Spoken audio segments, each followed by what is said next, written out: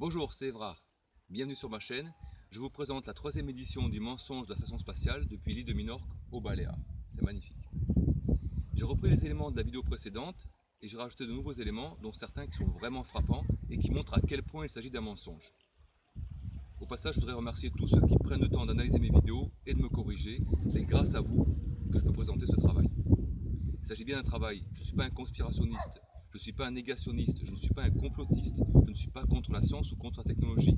Au contraire, je suis passionné par la science et j'essaie de vous montrer quelles sont les erreurs et les mensonges qu'il peut y avoir dans certains domaines de la science. Si vous êtes d'accord avec moi, c'est bien. Si vous n'êtes pas d'accord avec moi, c'est bien aussi et on peut en discuter parce que la différence enrichit. Je ne cherche pas à vous convaincre, je ne cherche pas à vous imposer mes idées, je ne suis pas un gourou qui détient la vérité. Au contraire, j'essaie de partager l'information sur ce sujet. Parce qu'il y a quand même quelque chose d'assez grave dans le monde en ce moment. J'ai l'impression qu'on ne connaît que la partie émergée de l'iceberg et c'est important qu'on communique entre nous. Pour terminer, je voudrais aussi remercier tous ceux qui prennent le temps de m'envoyer des vidéos, de m'envoyer des informations au niveau de leur blog, au niveau de leur site. C'est comme ça qu'on avance ensemble, c'est en communiquant, en partageant l'information tous ensemble. C'est comme ça qu'on arrivera à ne pas se faire avoir par leurs mensonges. Voilà, j'ai assez parlé, et maintenant place à l'information, ou plutôt à la réinformation.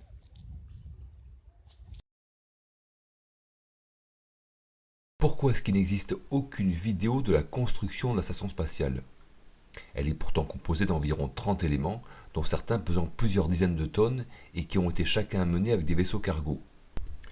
Si une telle installation existait vraiment, ce serait une spectaculaire démonstration d'ingénierie, une véritable prouesse technologique qui demande des opérations extrêmement précises et complexes. Pourtant, habituellement, n'importe quelle construction ayant un haut niveau de technicité est filmée ou photographiée à chaque étape.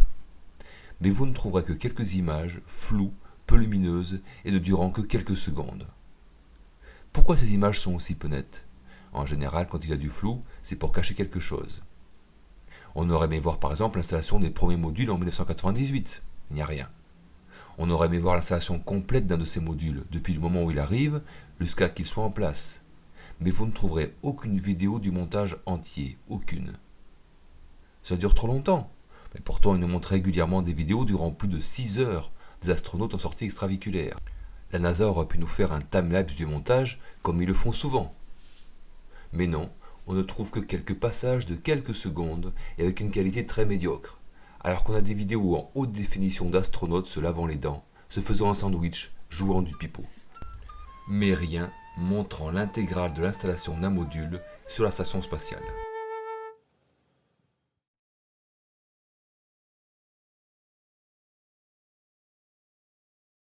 Les panneaux solaires de la station spatiale produisent 120 kW d'électricité. Puisqu'ils ne sont éclairés que pendant un peu plus de 45 minutes, ils fournissent donc 100 kWh pendant cette période. La moitié, soit 50 kWh, charge les batteries pour les prochaines 45 minutes d'obscurité. L'autre moitié est utilisée pour faire fonctionner les appareils de la station spatiale. 50 kW ou 50 000 watts, cela ne signifie rien. Tout dépend de l'utilisation qu'on en a. C'est énorme pour un petit logement, c'est ridicule pour une entreprise utilisant des machines puissantes. Mais on ne sait absolument pas quelle est la consommation des appareils de la station spatiale d'un volume intérieur de 400 m3. Regardez sur les photos de l'intérieur de l'ISS la quantité d'appareils qu'il y a. Tout le système de ventilation, de climatisation, le système de recyclage de l'eau. Il faut des pompes pour faire circuler ces fluides sur une distance de parfois 100 mètres. Les appareils destinés aux expériences. Il y a aussi tous les appareils de communication avec la Terre très gourmands en électricité. Et bien d'autres encore. Pourquoi on ne trouve aucune information précise sur la consommation électrique de tous les appareils utilisés? Peut-être parce qu'on verrait alors que cette consommation dépasse largement les 50 kWh pendant les 45 minutes d'obscurité.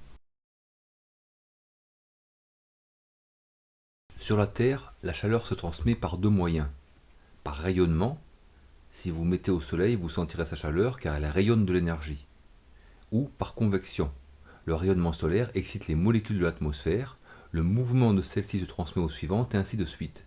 Ainsi, le mouvement des molécules amène un réchauffement progressif de l'atmosphère. D'ailleurs, lorsque vous vous mettez à l'ombre, vous avez moins chaud parce que vous ne recevez plus le rayonnement solaire direct. Vous n'avez plus que la chaleur transmise par la convection. Mais dans l'espace, il n'y a pas de molécules, ou trop peu, pour que l'agitation des molécules se transmette les unes aux autres. Il n'y a pas de convection, et les échanges de chaleur ne se font que par rayonnement. Dans l'espace, si vous mettez un thermomètre au soleil, Celui-ci n'indiquera pas la température du vide autour de lui, puisque le vide n'a pas de température, mais la température de la matière du thermomètre, environ plus 120 degrés. Et si vous le mettez dans l'obscurité, le thermomètre descendra lentement vers moins 150 degrés. Comment font les astronautes lorsqu'ils passent 6 heures dans le vide de l'espace à jouer au Lego devant les caméras? Même si le transfert de chaleur est très lent, la partie de leur combinaison au soleil va s'échauffer, tandis que sa partie à l'ombre va se refroidir. Quel système pourrait refroidir spécifiquement la partie au soleil et en même temps réchauffer la partie dans l'obscurité? Et en plus, il faut que le système s'adapte très rapidement lorsque l'astronaute change de position. De même avec la station spatiale, comment arrive-t-il à conserver une température confortable alors que d'un côté de la station reste en permanence à l'ombre, donc proche de moins 150 degrés, et que l'autre partie est parfois pendant 45 minutes au soleil, donc se réchauffe, et pendant les 45 minutes suivantes, elle passe à l'ombre et se refroidit? Comment la station spatiale résiste à de telles variations de température? Elle est composée d'une quinzaine de modules, dont la longueur totale fait environ 100 mètres de long. Il y a donc un côté qui est en permanence dans l'obscurité à moins 150 degrés, tandis que toutes les 45 minutes, l'autre côté se refroidit ou se réchauffe et passe donc de 120 à 150 degrés en permanence. Les parois métalliques de la station vont donc se contracter et se rétracter toutes les 45 minutes et pas de la même façon des deux côtés. Et cela n'a aucun effet depuis 18 ans que la station est en orbite.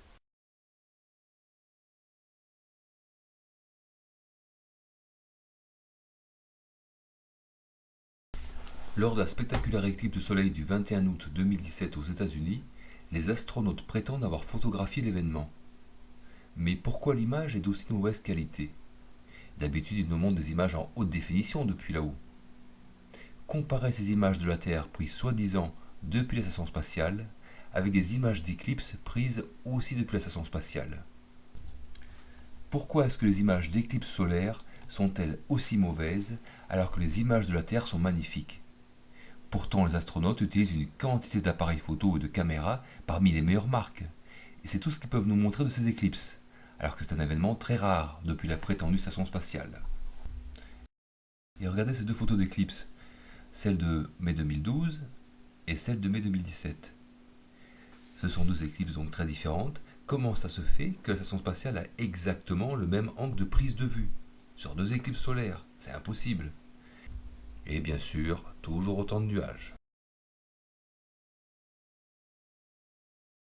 L'astronaute japonais Koichi Wakata s'élève en donnant une impulsion avec les pieds, puis il redescend, alors qu'il devrait continuer à monter jusqu'à toucher le plafond de la station spatiale.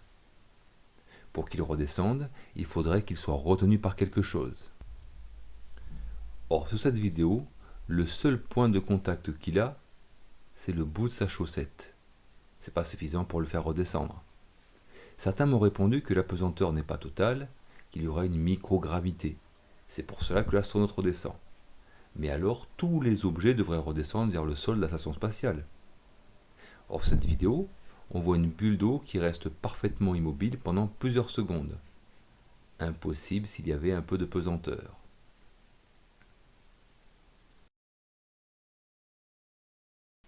Ou dans cette séquence, on voit bien que l'œuf relâché ne redescend pas. Impossible encore s'il restait un peu de pesanteur.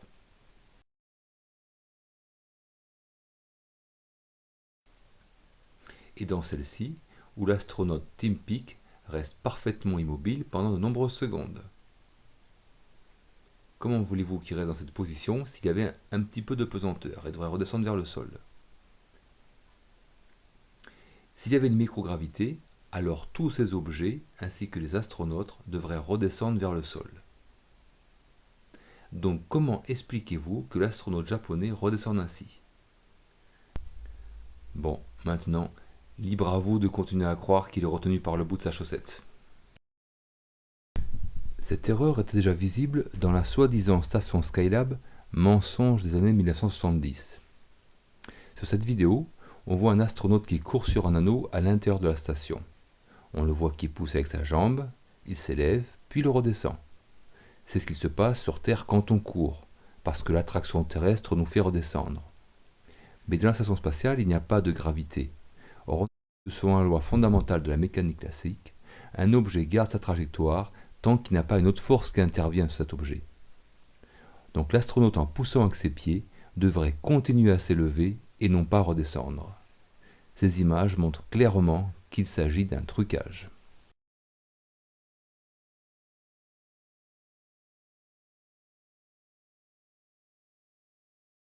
Lorsque la fusée emmène les astronautes vers la station spatiale, on les voit consulter un manuel d'instruction. Mais pourquoi faire? Puisqu'ils ne peuvent absolument pas intervenir eux-mêmes sur la trajectoire de la fusée. C'est beaucoup trop complexe, il y a beaucoup trop de paramètres qui interviennent. C'est un système de guidage dans la fusée qui détermine sa position à partir d'accéléromètres des gyromètres couplés à des ordinateurs de bord. Si la trajectoire réelle de la fusée n'est pas bonne, le système de pilotage de bord modifie cette trajectoire en agissant sur l'orientation des moteurs fusée, sur la poussée de ceux-ci et sur le temps de combustion. Ce ne sont pas les astronautes qui le font. Donc qu'est-ce qu'ils regardent dans leur manuel? Pourquoi sur la vidéo on les voit appuyer frénétiquement sur des boutons? Ils sont ridicules. Et regardez aussi, à côté d'astronautes, la quantité étonnante de manuels d'instruction qu'il y a. Pourquoi faire? Ça donne un air plus sérieux.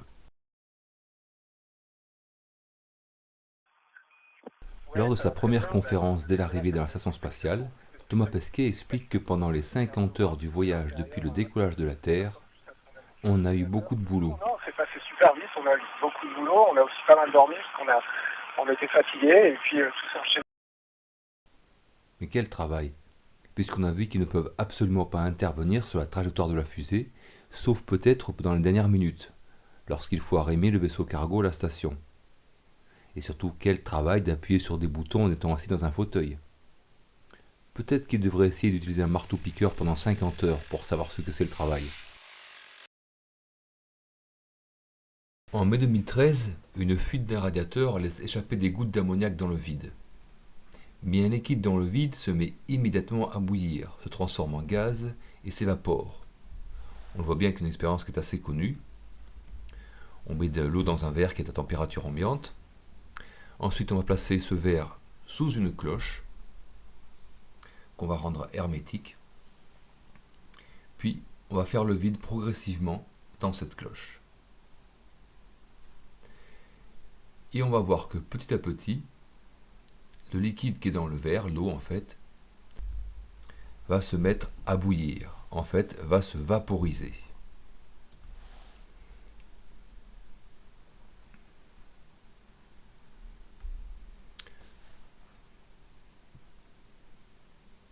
Voilà, on voit les premières bulles qui apparaissent, et très rapidement, le liquide se met à bouillir, tout en restant à la même température.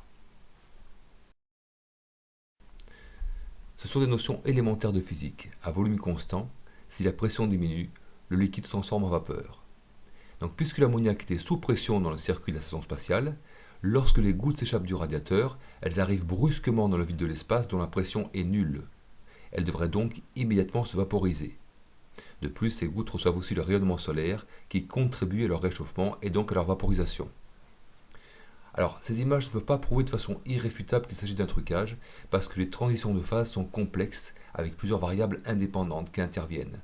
L'indice de réfraction, le flux solaire, l'enthalpie, l'entropie, l'énergie interne, la fonction d'état, etc., etc. Donc c'est une piste de recherche pour ceux qui sauraient faire ces calculs.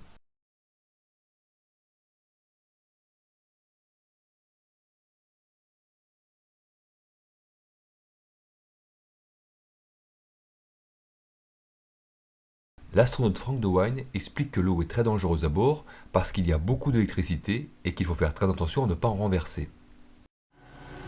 So water is also very dangerous on the space station because we have a lot of electricity.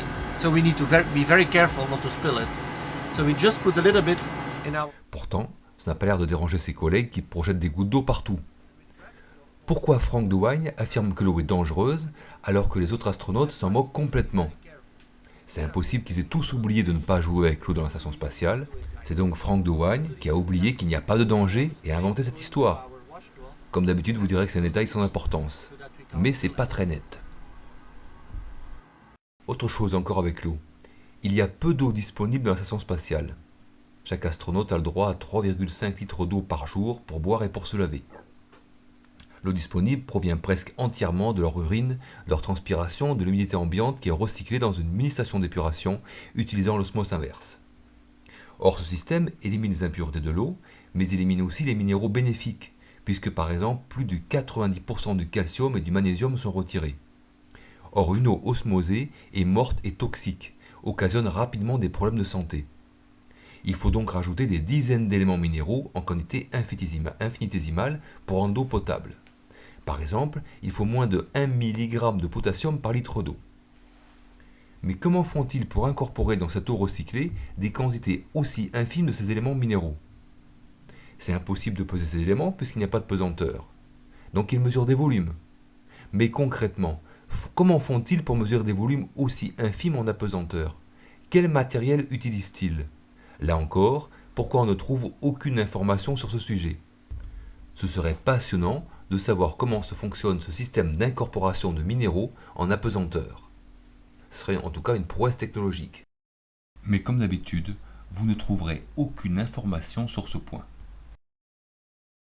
Les astronautes ne peuvent pas se laver ni prendre de douche car l'eau ne coule pas en apesanteur, elle reste collée au corps. Il doit donc mouiller une serviette pour se nettoyer. Cela peut aller pour se nettoyer le visage comme le fait cet astronaute, mais ils doivent se laver en entier avec des serviettes humides tous les jours pendant plusieurs mois, parfois plus d'1 an.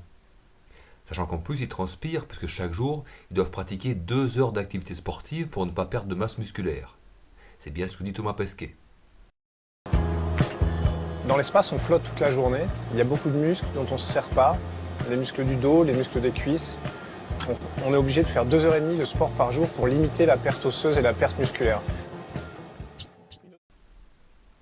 Donc après avoir soi-disant travaillé toute la journée, après avoir transpiré en faisant du sport, dans une atmosphère confinée, sans air frais, ils doivent se laver correctement en se frottant avec des lingettes humides.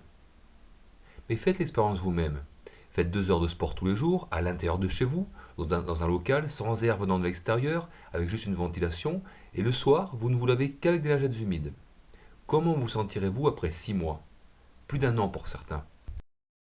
Les astronautes aussi ne se lavent les cheveux qu'avec un shampoing sans rinçage, puis s'essuient ensuite avec une serviette. Regardez les fameux astronautes dans la station spatiale. Après avoir passé plusieurs mois, en faisant 2 heures de sport par jour, en ne se lavant les cheveux qu'avec un shampoing sans rinçage, pensez-vous vraiment que leurs cheveux resteront aussi lisses et brillants? Est-ce que cela ressemblera à ça ou à ça? Et puis il n'y a pas que ça. Lorsqu'ils se coupent les cheveux, lorsqu'ils se rasent, les poils ne tombent pas, ils restent en apesanteur dans l'air. Lorsqu'ils jouent avec l'eau, il y a des gouttes d'eau qui s'échappent. Et l'aspiration n'est pas suffisante, puisque Samantha Cristoforetti explique dans une vidéo qu'elle doit se couper les ongles juste à côté de la grille d'aspiration de l'air. Sinon, ceux-ci restent en suspension. Karen Nyberg se fait un shampoing et les gouttes d'eau partent carrément vers l'autre côté opposé de la grille d'aspiration. Il y a donc en permanence des particules et résidus en suspension. Comment font-ils pour respirer correctement avec tous ces résidus, miettes, gouttes d'eau, poils, cheveux qui restent en apesanteur dans l'air et pénètrent nécessairement dans les narines et dans les poumons?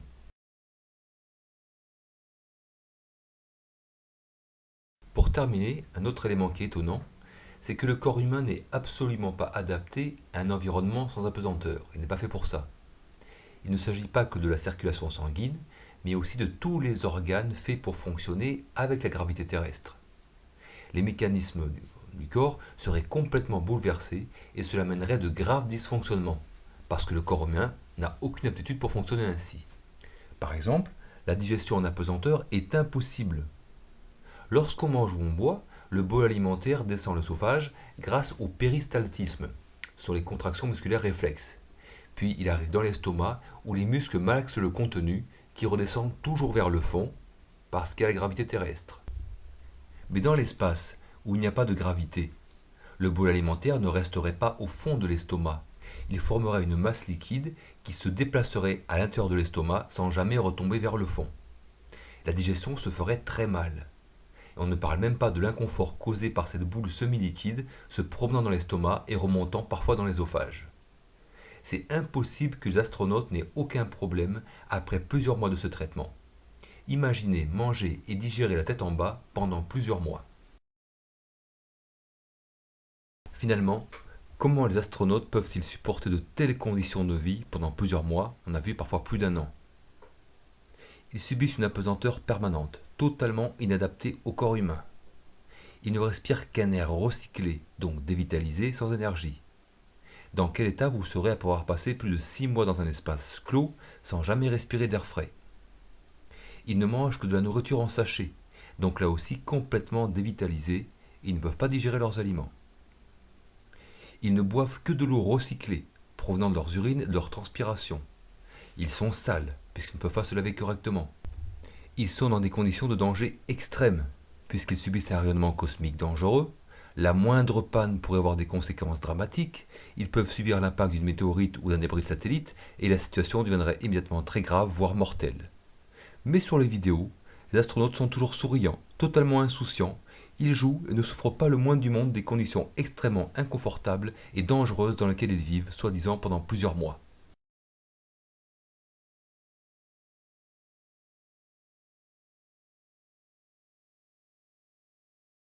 Pour terminer, j'ai décrypté que quelques-unes des anomalies.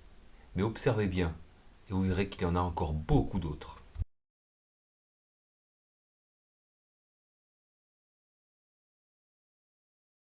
Des millions de débris sont en orbite autour de la Terre.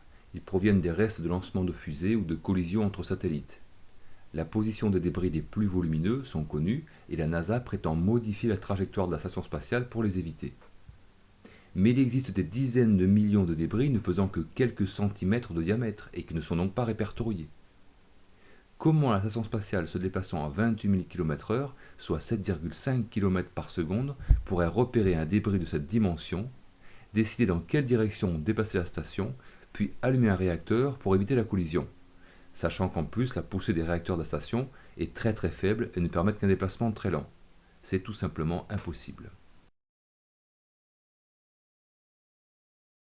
Et surtout, il n'y a pas que le débris, parce que la Terre traverse en permanence un flux de météorites de toute taille.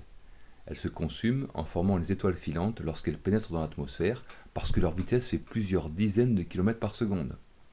Cela peut dépasser 100 km par seconde pour les météorites provenant d'extérieur du système solaire.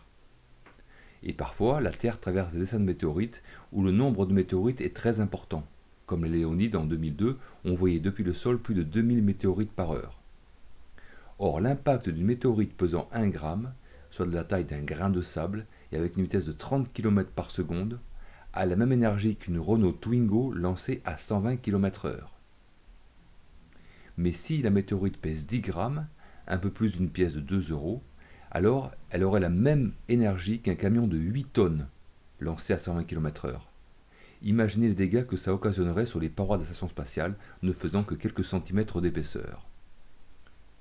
Pour ceux qui doutent, on calcule l'énergie d'un objet en déplacement selon sa masse et sa vitesse, avec la formule E égale 1/2 de mv2, m étant la masse de l'objet en kg et v étant la vitesse en mètres par seconde. Ils prétendent que la station spatiale est bien protégée contre ce risque. Des expériences auraient prouvé qu'en séparant 2 couches de métal par un espace, un projectile passait sans difficulté au travers de la première couche en ayant dissipé la majorité de son énergie. La force d'impact sur la deuxième couche étant alors très faible. Elle devenait nulle si entre ces deux plaques on insérait un maillage en Kevlar. Mais ces expériences ont été réalisées avec des projectiles de quelques grammes et avec une vitesse d'environ 7000 km/h. Aucune expérience ne pourrait reproduire l'impact d'un projectile pesant plusieurs centaines de grammes et avec une vitesse de plus de 30 000 km/h. Pourtant, selon la NASA, il n'y aurait eu que 2 impacts et un trou dans le pare-brise de navette spatiale depuis 1998. Admettons qu'il n'y ait eu aucun impact vraiment important. Voici l'impact laissé par une balle de 9 mm dans la vitesse de 400 mètres par seconde. Une météorite de la même taille que cette balle, arrivant à une vitesse de 30 km par seconde, aurait une énergie 3000 fois plus élevée. Même s'il n'y a eu aucun impact vraiment important, pourquoi on ne trouve aucune trace sur les parois? Elles semblent comme neuves.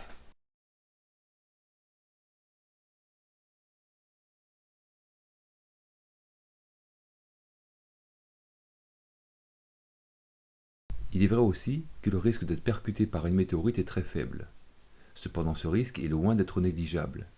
Et si la station spatiale est bien protégée, que penser de nos comédiens de l'espace lorsqu'ils sont en sortie extravéhiculaire pendant plus de 6 heures hors de la station à visser quelques boulons?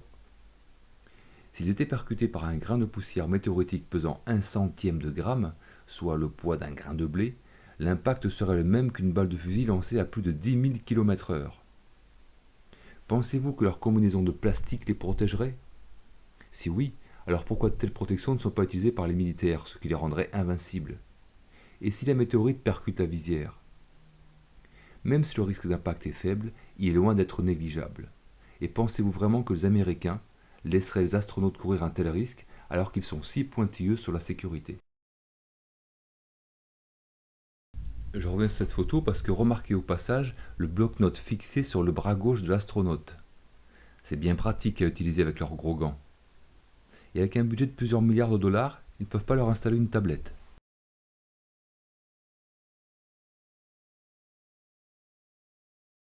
L'espace est parcouru en permanence par un rayonnement cosmique provenant du Soleil, d'étoiles ayant explosé ou de quasars. Ce rayonnement cosmique est composé de particules ayant une énergie très élevée. Ce sont essentiellement des noyaux atomiques se déplaçant à des vitesses voisines de la lumière. Plusieurs satellites en orbite autour de la Terre étudient effectivement ce rayonnement cosmique. Heureusement, ce rayonnement ne nous atteint pas sur Terre parce que la plupart des particules cosmiques sont déviées ou piégées par le champ magnétique de la Terre formant un bouclier qu'on appelle la ceinture de Van Allen. Il fait plusieurs milliers de kilomètres d'épaisseur au-dessus de nous et commence environ 500 km au-dessus de la Terre et s'étend jusqu'à 60 000 km au-dessus de la Terre. Mais ce bouclier n'est pas parfaitement imperméable, particulièrement au niveau des pôles, où les particules magnétiques entrent dans l'atmosphère, causant les magnifiques aurores boréales et australes visibles dans les hautes latitudes nord et sud de la planète. Ailleurs, sur la Terre, les particules les plus énergétiques arrivent à traverser la ceinture de Van Allen et pénètrent dans l'atmosphère. Les pilotes d'avions de ligne qui volent à 10 km d'altitude pendant quelques heures subissent un rayonnement beaucoup plus élevé que nous au sol, et sont suivis régulièrement par les autorités médicales.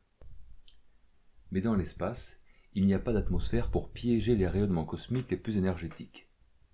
Et ce n'est pas nocif pour les astronautes, alors qu'eux passent non pas quelques heures comme les pilotes de ligne, mais plusieurs mois dans l'espace, parfois plus d'1 an, sans subir aucun désagrément.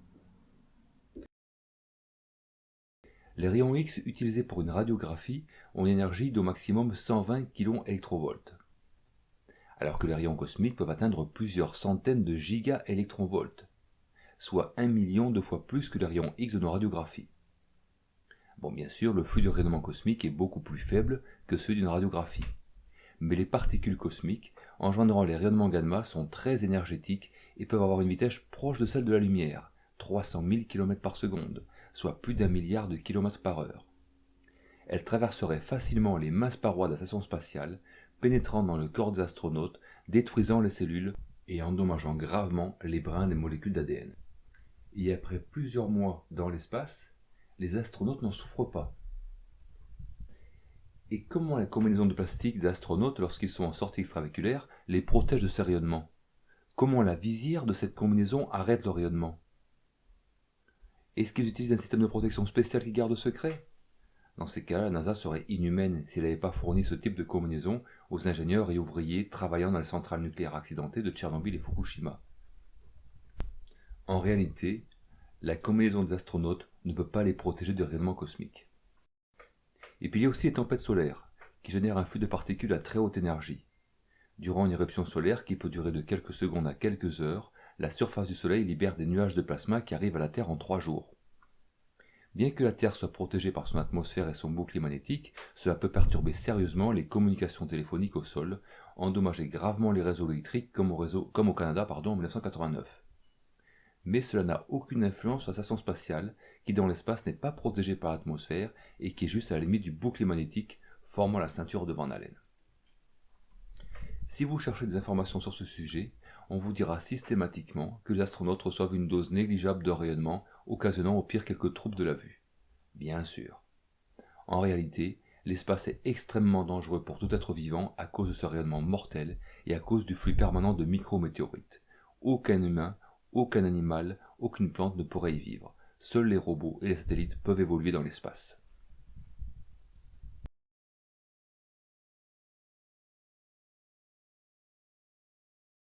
Pour revenir sur Terre, les astronautes entrent dans le vaisseau de retour Soyouz, qui est fermé hermétiquement.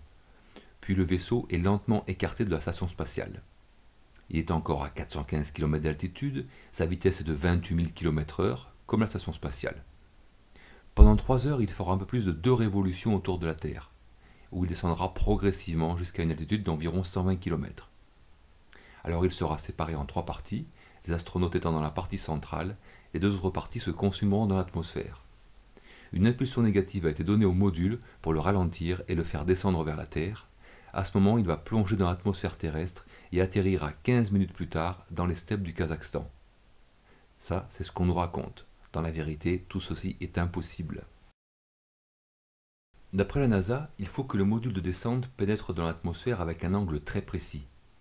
S'il entre avec un angle trop vertical, il prendra trop de vitesse, cela augmentera trop sa température et il se consumera dans l'atmosphère. Mais s'il entre avec un angle trop horizontal, il rebondira sur l'atmosphère et ira se perdre dans l'espace. Comme lorsque vous envoyez un caillou plat sur l'eau avec un angle proche de l'horizontale, celui-ci rebondira lorsqu'il rencontre l'eau qui est beaucoup plus dense que l'air. Mais un engin tombant de l'espace ne rencontre pas brusquement une surface beaucoup plus dense, comme l'interface entre l'air et l'eau, parce qu'il n'y a pas une limite précise entre le vide de l'espace et l'atmosphère, puisque depuis ce vide absolu, l'air devient très progressivement de plus en plus dense. Donc comment un engin de 3 tonnes sur la masse d'un camion, pénétrant dans l'atmosphère à la vitesse de 28 000 km/h, pourrait rebondir sur un air qui est presque inexistant? En réalité, si le module de retour pénétrait avec un angle trop horizontal, il s'enfoncerait dans l'atmosphère et non pas rebondirait comme un caillou ricoche sur l'eau. Et oui, si la NASA raconte ceci, c'est pour ajouter un côté un peu dramatique à leur histoire, pour la rendre plus véridique, comme tout film de science-fiction.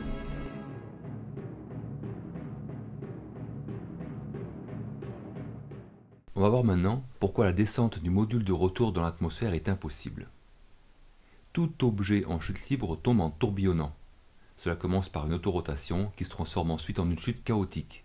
Il n'y a qu'un objet en forme d'œuf parfaite qui reste stable.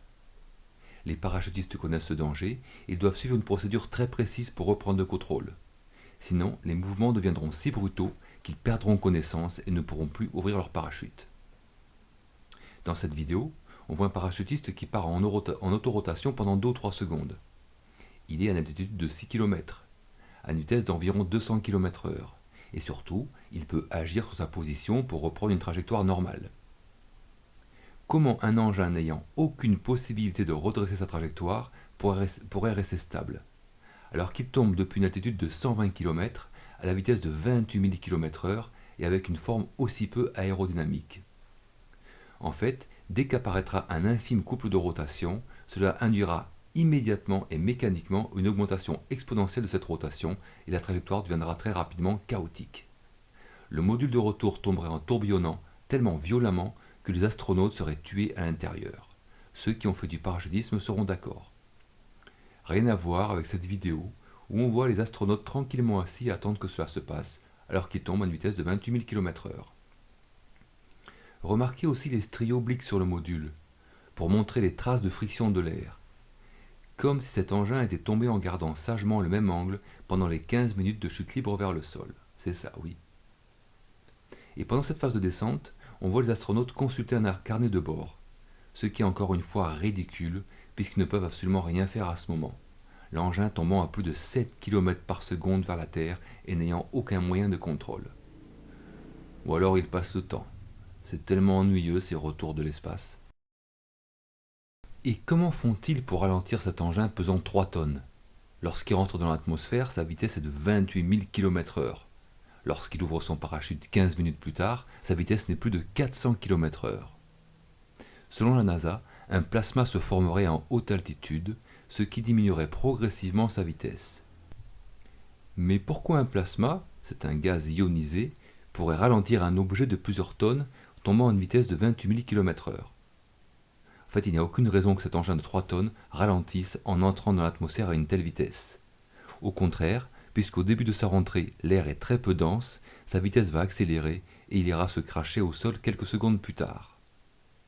Heureusement, dans une vidéo, on nous explique qu'une impulsion est donnée pour tourner sur lui-même et pour surfer sur l'atmosphère comme un surfeur sur une vague. Ben voyons. Comment le module de retour a résisté à l'échauffement causé par les frictions avec l'atmosphère? L'avion-fusée expérimental X-15 avait son bord d'attaque à une température de 1300 degrés, alors qu'il avait une vitesse de seulement 7000 km/h. Et cette température causa des dégâts tellement importants que l'avion s'est posé en catastrophe et n'a plus jamais volé ensuite. Il ne s'agissait que d'une vitesse de 7000 km/h. Là, le module de retour descend à une vitesse de 28 000 km/h. À combien est montée la température? La NASA nous dit qu'ils ont utilisé un bouclier thermique très performant dont la composition est gardée secrète. Ce bouclier serait fait d'une résine spéciale qui, en fondant avec la chaleur, se détacherait avec la capsule. Admettons, mais on a vu les stries montrant que le Soyouz tombait vers le sol avec une légère inclinaison. Donc, les parois ont été exposées aux forces de friction avec l'air et sans bouclier thermique, elles seront rapidement consumées, comme les deux autres parties du vaisseau initial Soyouz et comme les météorites qui se consument en une fraction de seconde formant les étoiles filantes. On appréciera aussi sur la vidéo le regard ravi de l'astronaute regardant par le hublot alors qu'il tombe vers la Terre à 28 000 km/h et que derrière le verre, la température dépasse plusieurs milliers de degrés. Et toujours le manuel de bord à la main. Ça doit être pour savoir comment augmenter la clim.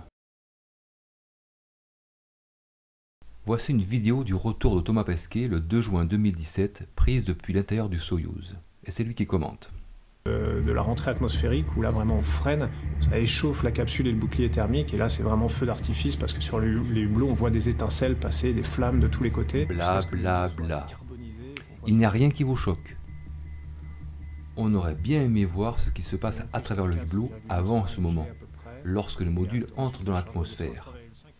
Il nous montre des centaines de vidéos où les astronautes se lavent les dents, les cheveux, jouent avec de l'eau, jouent de la guitare, font des conférences, et ces vidéos durant parfois 1 heure, 6 heures dans le cas des sorties extravéhiculaires. Mais là, il ne nous montre que quelques secondes sur les 15 minutes de leur entrée dans l'atmosphère. Pourtant, ça aurait été passionnant à voir, puisqu'il n'existe aucune image du retour vers la Terre, vue depuis l'intérieur du module, alors qu'il y aura eu près de 140 retours depuis la station spatiale. Et aussi, pourquoi est-ce qu'ils n'ont pas mis le son ? Pourtant, la rentrée dans l'atmosphère à une telle vitesse doit faire un bruit terrible. D'ailleurs, l'astronaute Paolo Nespoli disait que cela faisait le bruit de quelqu'un qui frapperait avec un marteau. Dans la seule autre vidéo d'un prédent du retour, ils nous ont mis une musique de supermarché.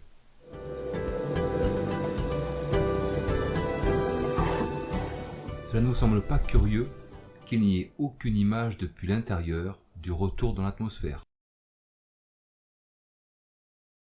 Les techniciens savent exactement à la seconde près quand et à quel endroit la capsule Soyouz va entrer dans l'atmosphère, puisque dès qu'elle atterrit, des hélicoptères, des camions, des véhicules tout-terrain arrivent presque immédiatement.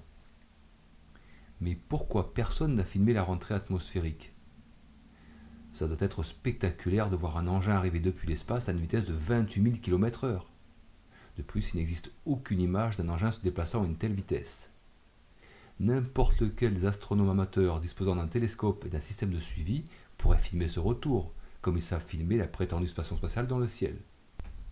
Mais non, il n'y a que les images de la capsule sous ses parachutes lorsqu'elle va se poser sur Terre. Alors qu'encore une fois, ce serait certainement spectaculaire à voir et ce serait un événement, des astronautes qui reviennent de l'espace. Le soi-disant module de retour a été en fait chargé discrètement à bord d'un avion, puis a été largué en altitude, comme on sait très bien le faire en larguant des tanks de plusieurs tonnes depuis un avion.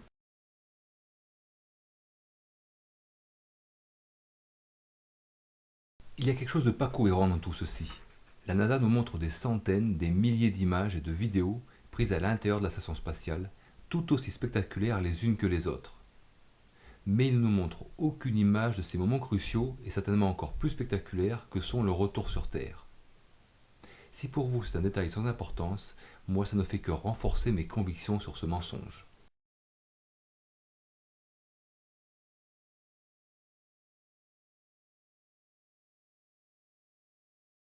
Certains me disent que pourtant on voit passer la station spatiale dans le ciel. Non, vous ne voyez pas passer la station spatiale dans le ciel. À l'œil nu, vous voyez passer un gros point brillant légèrement jaune. D'ailleurs, vous pouvez trouver les heures et positions de passage très précis sur différents sites. Avec un bon télescope, on aperçoit effectivement vaguement une forme ressemblant à la station spatiale. Pour voir quelque chose d'un peu plus précis, il faut du très bon matériel, très complexe, très cher et réservé à quelques professionnels et clubs d'astronomie. Mais même si vous voyez effectivement passer une forme ressemblant à la station spatiale, vous ne pouvez pas prouver qu'il y a des astronautes à l'intérieur de ce que vous voyez passer dans le ciel. Or, la base de toute démarche scientifique est de pouvoir prouver ce qu'on affirme. Si on ne peut pas le prouver, alors il s'agit d'une croyance. C'est le cas de la station spatiale, il s'agit d'une croyance, d'un mythe urbain.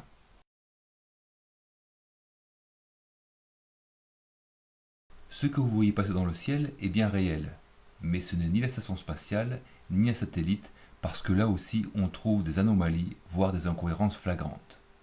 Par exemple, on peut voir des images soi-disant en direct depuis la Terre, prises soi-disant depuis la station spatiale. De nombreux sites proposent ces directs, avec en plus la trajectoire de la station. Mais pourquoi l'image est d'aussi mauvaise qualité? Admettons qu'il soit limité par la bande passante. Pourquoi alors la zone de la Terre qui est filmée ne représente qu'une toute petite partie de l'image? Et ce n'est pas tout. Toutes les 45 minutes, la station survole soit des zones où la nuit commence, soit des zones où le jour se lève. Et lorsque la station survole une région qui entre dans la nuit, pourquoi on ne voit jamais s'allumer les lumières des grandes villes? Et inversement, pourquoi est-ce qu'on ne voit jamais la lumière des grandes villes s'éteindre lorsque la station survole une région où le jour se lève? Jamais. Vous trouverez des images en différé, des timelapses, mais aucune image en direct des villes qui s'allument ou qui s'éteignent, alors que ça devrait être très visible, même avec une image en basse résolution. La station spatiale survole la France plusieurs fois par jour et presque tous les jours. Ce truc passant dans le ciel n'est pas toujours visible parce que soit il n'est pas éclairé par le soleil au moment du passage, soit parce que c'est en plein jour. Mais pourquoi il n'existe aucune vidéo nous montrant le sol de la France depuis la station spatiale? Vraiment aucune. Pourtant, notre astronaute national Thomas Pesquet nous a envoyé une quantité de photos de très haute qualité en haute résolution, mais aucune vidéo. S'il pouvait faire des photos d'une telle qualité, pourquoi il n'aurait pas fait de vidéo alors qu'il passait plusieurs fois par jour au-dessus de la France? La réponse est simple, c'est parce que ce sont des satellites ou des avions stratosphériques qui prennent ces photos. Et s'il réalisait des films, on verrait bien que leur trajectoire ne correspond pas du tout à celle de la station spatiale. C'est tout. On le prouve facilement avec ce qui suit. L'orbite de la station spatiale fait un angle de 51,6 degrés avec l'équateur. Et cet angle ne change jamais, l'orbite reste donc toujours la même. On va voir sur cette vidéo que la station spatiale survole le Sri Lanka, puis l'Inde, en direction du nord-ouest. On repasse la vidéo. J'ai matérialisé avec un trait noir la trajectoire de la station spatiale selon cette vidéo, et voyez que selon le plan en bas à droite, ça ne correspond absolument pas à l'orbite que devrait avoir la station spatiale. C'est impossible que la station spatiale suive cette trajectoire dans un sens ou dans l'autre. Même chose avec cette vidéo, on voit la station spatiale qui remonte le golfe Persique, détroit d'Ormuz, Qatar et la République d'Oman. On revoit la vidéo au ralenti. La vidéo avec un trait noir, donc je matérialisais la trajectoire de la station spatiale selon cette vidéo, selon des images de la NASA. Et on voit que ça ne correspond absolument pas à la trajectoire que devrait avoir la station spatiale dans un sens ou dans l'autre. Une telle trajectoire est absolument impossible. La seule explication à toutes ces incohérences, c'est qu'il s'agit bien entendu de trucage. C'est ce qu'on va voir maintenant.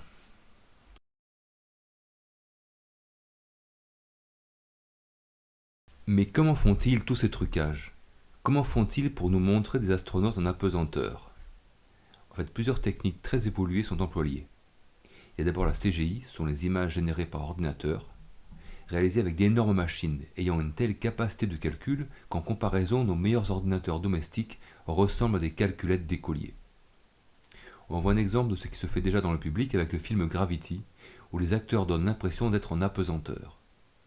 Puisque le cinéma arrive à obtenir des effets aussi réalistes, ne pensez-vous pas que la NASA, avec beaucoup plus de moyens, y arrive encore mieux?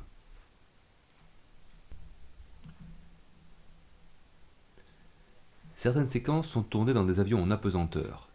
Cette technique est maintenant accessible au public qui en a les moyens, ça coûte 5 000 € les 12 séquences, et chaque séquence ne dure que 20 secondes. On se doute que pour les astronautes, on utilise des avions pouvant rester au moins 1 minute en apesanteur. Ça permet de réaliser certaines parties impossibles à obtenir en images de synthèse, par exemple les séquences avec de l'eau. Il y a le fond vert, qui est utilisé de différentes façons. Par exemple, des astronautes sont suspendus à des câbles fixés à un harnais très fin qui épouse le corps de l'astronaute. Ils sont filmés en studio devant un écran vert, puis avec un traitement informatique, appelé chroma key, l'écran vert est remplacé par les images que l'on insère.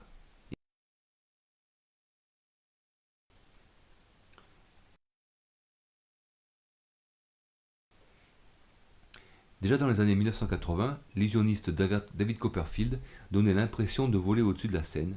Le spectacle était étonnant parce qu'on ne savait pas comment il faisait. Maintenant on connaît sa technique, des câbles très fins et très résistants dirigés par ordinateur. Pour la station spatiale, certainement qu'ils utilisent des techniques beaucoup plus perfectionnées, des machines plus perfectionnées qu'on n'imagine même pas, pour donner l'impression que les astronautes sont en apesanteur. Les astronautes sont filmés en piscine dans de très grands bassins équipés pour cela. Ensuite, le fond de l'image est masqué et remplacé par un autre fond, la Terre ou l'espace.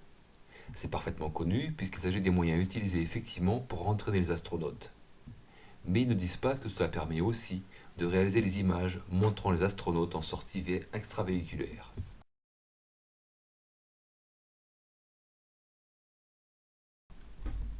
Sur les vidéos suivantes, il y a clairement des images montrant que le tournage a été effectué en piscine. Tout corps persévère dans l'état de repos ou de mouvement uniforme en ligne droite dans lequel il se trouve, à moins que quelque force n'agisse sur lui et ne le contraigne à changer d'état. C'est la première loi fondamentale de la mécanique énoncée par Newton. Cela signifie que si aucune force extérieure n'agit sur un objet qui se déplace, sa trajectoire continuera en ligne droite et à la même vitesse. Pourtant dans cette vidéo, on voit un objet volant qui change sans cesse de trajectoire alors qu'il devrait obligatoirement aller en ligne droite sans changer de direction. Il y a donc une force extérieure qui rend la trajectoire de cet objet aussi erratique, ce qui est absolument impossible dans l'espace puisqu'il n'y a pas d'atmosphère. Il devrait aller tout droit. Cette vidéo prouve donc que ces images ont été réalisées en piscine et que ce sont les courants d'eau dans cette piscine qui modifient la trajectoire de l'objet. On peut le voir aussi sur cet autre exemple. C'est une bulle d'air qui semble sortir du scaphandre d'un astronaute chinois. Ce ne peut pas être un débris qui s'écarterait de l'astronaute puisque cet objet accélère. On a vu que selon la loi fondamentale de la mécanique classique, tout objet va en ligne droite et garde la même vitesse tant qu'une force extérieure n'agit pas sur lui. Il s'agit donc bien d'une bulle d'air qui remonte à la surface en accélérant. On le voit très nettement sur cette vidéo. Toute la réussite de cette fraude repose sur la qualité des photos et vidéos montrant des astronautes en apesanteur. Sans ces images, cette escroquerie ne serait pas crédible, ainsi que les voyages vers la Lune et autres soi-disant missions interplanétaires. Mais en étant observateur, on trouve sans cesse des anomalies, des incohérences, parce que le mensonge finit toujours par se savoir. Cette station spatiale ne sert à rien. Quelles avancées technologiques a-t-il eu depuis ce prétendu laboratoire spatial? Aucune technologie nouvelle n'a été inventée dans cette station spatiale. On a inventé et développé des technologies sur Terre, puis elles ont été utilisées pour cette escroquerie. Mais rien n'a été inventé ou découvert dans cette station qui a été ensuite suivi d'un développement industriel. On nous parle de médicaments produits en apesanteur, mais il n'existe aucun médicament produit dans cette station qui soit utilisé pour soigner. On nous parle de produits réalisés en apesanteur, ayant des caractéristiques spéciales. Et après, quel intérêt puisque le coût du kilo dans l'espace, plus de 20 000 € par kilo, rend prohibitif toute production industrielle. On peut lire dans un article de la Cité des sciences de l'industrie « L'espoir caressé au début de l'ISS de la fabrication de médicaments et matériaux nouveaux, semi-conducteurs notamment, grâce aux recherches en microgravité, ne s'est nullement concrétisé. Si bien que les industriels n'ont jamais investi de manière significative dans ces deux secteurs qui paraissaient pourtant les plus prometteurs. » Regardez la liste des expériences menées soi-disant dans la station spatiale. Vous découvrirez que c'est du vent. De belles phrases avec un vernis scientifique, mais rien de concret. Par exemple, il y a une expérience visant à obtenir des plantes qui pourraient facilement peupler une autre planète, ainsi que favoriser la reforestation sur Terre et qui permettrait une meilleure qualité de l'air. Pensez-vous vraiment qu'on pourrait peupler une autre planète avec des arbres qu'on aurait inventés dans la station spatiale? C'est franchement n'importe quoi. Est-ce qu'il n'y a pas des problèmes plus importants sur Terre que de vouloir planter des arbres sur une autre planète. L'autre raison serait que la station spatiale est un laboratoire scientifique pour tester les technologies nécessaires à la conquête de l'espace, installer des colonies sur la Lune ou sur Mars. Admettons que cette station spatiale existe, sachant qu'elle coûte plus de 10 milliards par an, et elle n'est qu'à 400 km de la Terre. Combien cela coûterait pour envoyer plusieurs astronautes sur la Lune, 1000 fois plus loin, à 400 000 km de la Terre? Et sur Mars, à 80 millions de km de la Terre? Et surtout, pourquoi faire? Est-ce que cet argent ne pourrait pas être beaucoup mieux utilisé sur Terre? Est-ce qu'il n'y a pas des problèmes beaucoup plus importants et plus urgents sur Terre que d'aller se promener sur Mars ou sur la Lune? On nous répond que l'ISS ne coûte rien aujourd'hui à la France, que 90 millions d'euros par an, soit à peine 2 euros par personne active. Mais ce n'est pas une raison. Ne pensez-vous pas que cet argent pourrait être beaucoup mieux utilisé? Combien de laboratoires aimeraient avoir seulement 1 millième, soit 10 millions d'euros, du budget annuel de la station spatiale pour effectuer leurs recherches?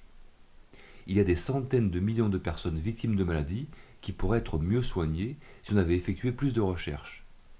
Il y a 1,7 milliard de personnes qui n'ont pas d'électricité et qui pourraient avoir des panneaux solaires ou autres systèmes alternatifs.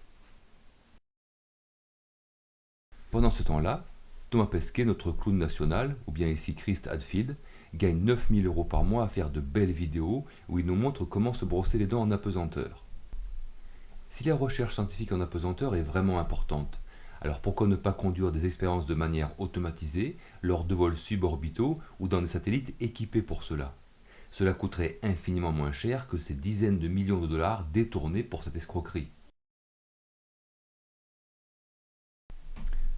Pourquoi ce mensonge? Parce que c'est une escroquerie qui rapporte énormément d'argent. Le budget de la station spatiale est de 10 milliards de dollars par an, sans doute beaucoup plus, dont la majeure partie provient de l'argent de l'État pour les agences spatiales. Et il s'agit de notre argent, l'argent provenant des impôts qu'on paye, parce qu'il n'y a pas que la NASA aux États-Unis, il y a aussi l'agence spatiale européenne ESA, l'agence spatiale russe Roscosmos, et aussi l'agence spatiale chinoise. La majeure partie de ce budget est destinée à financer tout le matériel, les lancements de fusées et le personnel. Il n'y a pas de détournement de fonds, ce serait trop risqué. Mais cette escroquerie génère toute une économie inutile qui donne des revenus confortables à beaucoup de monde. Économie inutile parce qu'elle ne participe pas à la vie de notre société. Comment se fait-il que jamais personne n'aurait révélé cette escroquerie? Des dizaines de milliers de personnes travaillent plus ou moins directement sur ces missions. Plus de 500 astronautes seraient soi-disant allés dans l'espace. En fait, le mensonge est partout. Les enfants, les adultes, les politiciens au plus haut poste de l'État, les dirigeants d'entreprise mentent. Même certains animaux mentent. Et il n'y aurait aucun menteur parmi les ingénieurs et les scientifiques. Si personne ne parle, c'est parce que la majorité est persuadée que la station spatiale existe. Pour eux, les astronautes sont des héros des temps modernes, précurseurs de futures missions spatiales interplanétaires. Pour eux aussi, tout ce qu'on voit et dit à la télévision, à la radio, est vrai. Ils n'ont aucun esprit critique. Ceux qui travaillent dans les domaines proches de ces missions spatiales ne disent rien, parce que s'ils parlaient, ils perdraient leur emploi, voire seraient bannis à vie de leur activité. On se doute aussi qu'à partir d'un certain niveau hiérarchique, si certains tentaient de faire des révélations, les escrocs sauraient les faire taire d'une façon ou d'une autre. Quant aux astronautes, ils gagnent plus de 9 000 € par mois. Pensez-vous qu'ils vont révéler le mensonge qui les nourrit avec un tel salaire? À ne rien faire en plus, parce que quel travail fait en ce moment Thomas Pesquet par exemple? Comment les astronautes font-ils pour mentir toute leur vie? Au public, aux journalistes, à leurs amis, à leur famille, à leurs femmes ou maris, à leurs enfants? En fait, il est fort possible qu'ils aient subi une intense programmation mentale, aidée par quelques cachets, afin de les rendre plus dociles, voire soumis. Regardez Thomas Pesquet. C'est certainement un brave garçon, mais il donne l'impression d'avoir été lobotomisé. Il semble n'avoir aucune émotion, toujours le même visage, lisse. D'ailleurs, pourquoi il est impossible de rencontrer Thomas Pesquet en tête-à-tête? On ne peut le rencontrer que publiquement. Et il est toujours entouré de gardes du corps. Jamais vous ne le verrez faire ses courses au supermarché du coin ou aller prendre un verre dans un bar avec des amis ou faire la fête. Jamais. On peut comprendre que le président de la République ou ses ministres ne sortent pas parmi la population pour des raisons de sécurité, mais cela ne vous semble pas curieux qu'un astronaute ayant soi-disant passé 6 mois dans l'espace n'apparaisse jamais seul en public? Est-ce que ce serait pour éviter qu'on découvre vraiment qui est Thomas Pesquet et qu'on comprenne la supercherie? Voilà, cette vidéo est terminée, j'espère que le contenu vous a plu. N'hésitez pas à laisser un commentaire, c'est en communiquant tous ensemble qu'on arrivera à se sortir de leurs mensonges. A bientôt.